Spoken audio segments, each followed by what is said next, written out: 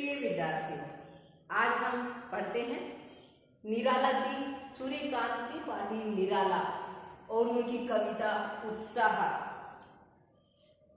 सूर्यकांत त्रिपाठी निराला जी और उनकी कविता उत्साह को पढ़ने से पहले मैं आपको स्वामी विवेकानंद जी की कुछ लाइनें कहना चाहूंगी कि पढ़ने के लिए जरूरी है एकाग्रता और एकाग्रता के लिए जरूरी है ध्यान। ध्यान से ही हम इंद्रियों पर संयम रखकर एकाग्रता को प्राप्त कर सकते हैं। आप भी एकाग्र होकर कविता को सूर्यकांत त्रिपाठी निराला जी को पढ़े मेरे साथ। आइए देखते हैं। सूर्यकांत त्रिपाठी निराला, इनका जन्म 21 फरवरी 1899 में बंगाल के महिषादल रियासत मेदिनीपुर जिले में हुआ। इनके बचपन का नाम सूर्य कुमार था, जो इनके पंडित ने जब इनकी जन्म कुंडली बनाई उस समय रखा।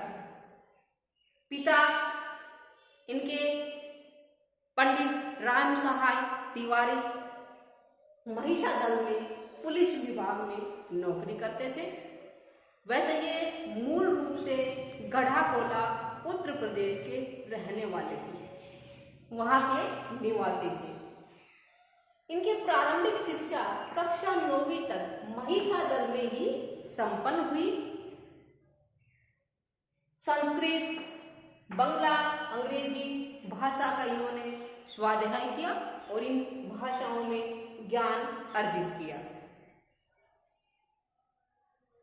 15 वर्ष की अल्पावस्था में ही इनका विवाह रायबरेली के डलमऊ के पंडित रामदयाल जी की पुत्री मनोहरा देवी से हुआ। मनोहरा देवी जी सुंदर और शिक्षित महिला थी। संगीत में उनकी गहरी रुचि थी। उन्हीं के जोर देने पर निराला जी ने हिंदी में लिखना शुरू किया था। बाद में हिंदी में कविताएं लिखने लगे थे पत्नी के अनुग्रह पर। इनकी जो प्रमुख रचनाएं हैं, काव्य रचनाएं, काव्य संग्रह देखते हैं। अनामिका है जो इनका प्रथम काव्य संग्रह है, ये इन्होंने 1923 ईस्वी में लिखा था। उसके बाद परिमल है 1930 में लिखा था। गीतिका है 1932 में लिखा था। तुलसीदास 1938 में लिखा था। कुकरमुता 41 में लिखा है। अणिमा है, बेला है, नए पत्ते, अर्चना, आराधना, गीत गुंज, सांदे काफिली, ये इनके प्रमुख काव्य संग्रह हैं। फिर आते हैं इनके उपन्यास। निराला जी बहुमुखी प्रतिभा संपन्न लेखक रहे हैं, कथाकार रहे हैं, कहानीकार रहे हैं, उपन्यासकार रहे हैं। इन्होंने अनेक हिंदी साहित्य की अनेक विधाओं में अपनी लेखनी चलाई। अप्सरा, अलका, प्रभावती, निरुपमा, ये इनके उपन्यास हैं। कहानी संग्रह हैं सखी, लिली, सुकुल की बीबी और चतुरी चमार, ये इनके कहानी संग्रह है। सुकुल की बीबी और चतुरी चमार ये इनके कुछ कहानी संग्रह है। एक बात और बताना चाहूंगी, जो निराला जी हैं, इनका जो जीवन है वो संघर्षमय बीता है।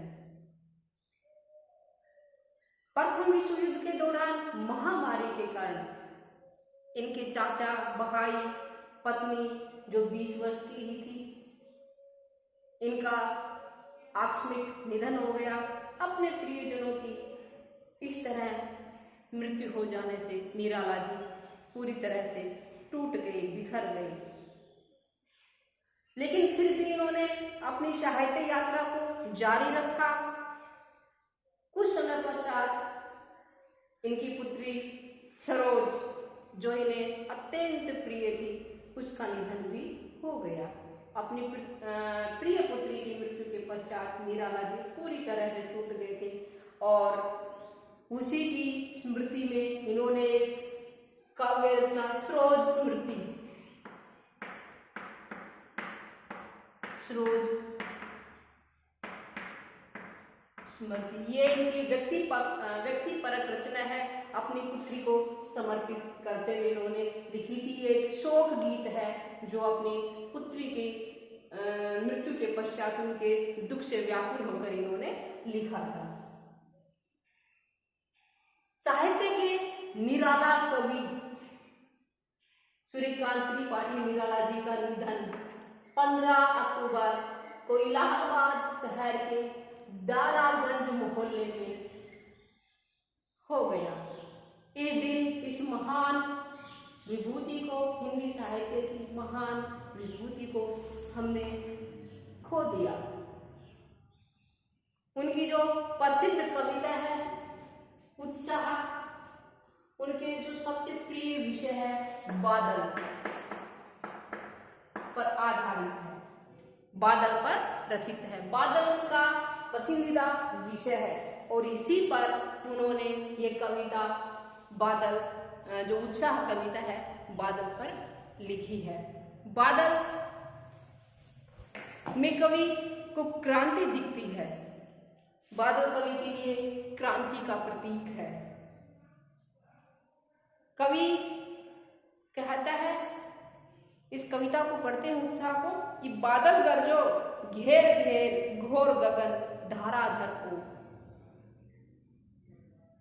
घेर घेर का अर्थ होता है घेर लेना, चारों तरफ से आके घेर लेना, छा जाना। धाराधर, धारा को धारण करने वाला अर्थात बादल। कवि बादल से कहता है कि हे बादल तुम गरजो, बरसो, चारों तरफ आसमान में छा जाओ, आसमान को घेर लो। यहाँ थोड़ा सा बताना चाहूंगी इस कविता में जो कवि का मुख्य उद्देश्य क्या है, क्यों लिखी कविता उत्साह कवि ने। उसके पीछे दो बातें हैं कि एक तो कवि ने यहाँ जीवन को अलग दिशा देने और जो लोग अपना आत्मविश्वास खो चुके हैं, जिंदगी से निराश हताश हो चुके हैं, उन लोगों में ये उम्मीद जगाने के लिए कि उनके दिन भी एक दिन अच्छे आएंगे, उनके दिन में भी, उनके जीवन में भी खुशहाली आएगी, इसको लक्ष्य करके लिखा है कवि ने उत्साह। दूसरा जो संदेश है कवि इस कविता के माध्यम से देना चाहता है वो ये है कि जब बादल आते हैं, बरसात होती है, तो धरती पर सूखे पौधे होते हैं, उनमें एक नई जान आ जाती है। धरती पर नए पौधे फिर से उगाते हैं। उसी प्रकार हताश निराश मनुष्य के जीवन में भी खुशियां आएंगी। मनुष्य को अपनी कठिनाइयों से कभी हार नहीं मानना चाहिए। कठिनाइयों को भूलकर पुरुषार्थ पर जोर देकर आगे बढ़ना चाहिए। यही संदेश इस उत्साह कविता में बादल के माध्यम से कवि निराला जी देना चाहते हैं। अब कवि क्या कह रहा है, पढ़ते हैं इसको। बादल गरजो घेर घेर घोर गगन धाराधर हो, ललित ललित काले घुंघराले बाल कल्पना कैसे पाले। विद्युत छवि उर में कवि नवजीवन वाले, वज्र छिपा नूतन कविता फिर भर दो बादल गरजो। कवि कहता है कि हे बादल गरजो बरसो। यहाँ कवि ने थोड़ा सा आसमान में बादलों के छा जाने और उन जब बादल छा जाते हैं तो उनमें जो बिजली चमकती है, उस बादलों के छा जाने और बिजली चमकने का अद्भुत वर्णन किया है। कवि कहता है कि बादल गरजो तुम बरसो। और साथ में कवि ने यहाँ बादलों का मानवीकरण भी किया है। बादलों को एक छोटे बच्चे के रूप में चित्रित किया है। जब प्रकृति पर हम मानवीय क्रियाकलापों का आरोप लगाते हैं वह मानवीकरण अलंकार होता है। यहाँ भी कवि ने बादलों को एक सुंदर बच्चे के समान माना है। तो कवि कहता है कि ललित ललित काले घुंघराले बाल कल्पना कैसे पाले। ललित का अर्थ होता है सुंदर, काले काले रंग के, घुंघराले जिसके बाल घुंडी खाए हुए हों। कवि को बादल एक छोटे बच्चे के समान लगते हैं जो सुंदर है, उसके बाल चिकने हैं, सुंदर हैं, गोल मटोल बच्चा है जो कवि को बहुत ही प्रिय लगता है, सुंदर लगता है। आगे कवि कहता है कि विद्युत छवि उर्मे कवि नव जीवन वाले वज्र छिपा नूतन कविता। कवि को यहाँ बादलों के जरिए या कवि को बादल नई शक्ति का संचार करते हुए प्रतीत होते हैं, नया जीवन देने की शक्ति रखने वाले लगते हैं कवि को बादल। इसलिए वो बादलों से कहता है कि हे बादल, तुम गरजो बरसो और हम धरतीवासियों में नए जीवन का, नए साहस का, क्रांति का उद्गार करो, हमें नया साहस, नया जीवन भर दो। और बादलों में नए सृजन की ताकत है, इसीलिए कवि बादलों को कवि की संज्ञा देता है। बादल बरसकर धरती पर मनुष्यों, प्राणियों, जीव जंतुओं, पेड़ पौधों में नया जीवन देते हैं, भरते हैं। इसीलिए कवि को बादल कहता, कवि की संज्ञा देता है, बादलों को कवि की संज्ञा देता है और कहता है कि तुम एक नई कविता की रचना कर डालो, एक नई कविता लिख दो, हे बादल गरजो बरसो। आगे कवि क्या कहता है देखते हैं कि विकल विकल उन्मन थे उन्मन, विश्व के निधान के सकल जन, आए अज्ञात दिशा से अनंत के घन, तप्त धरा जल से फिर शीतल कर दो, बादल गरजो। विकल, विकल का अर्थ है बेचैन, उन्मन जिसका कहीं मन न लगा हो, जो उदास हो, अनमना हो, विश्व संसार, निधाग गर्मी, शकल, शकल का अर्थ है समस्त, जन लोग, अज्ञात अनजान, अनंत जिसका कोई अंत ना हो, घन बादल, तप्त धरा तपती हुई धरती, तपती हुई पृथ्वी।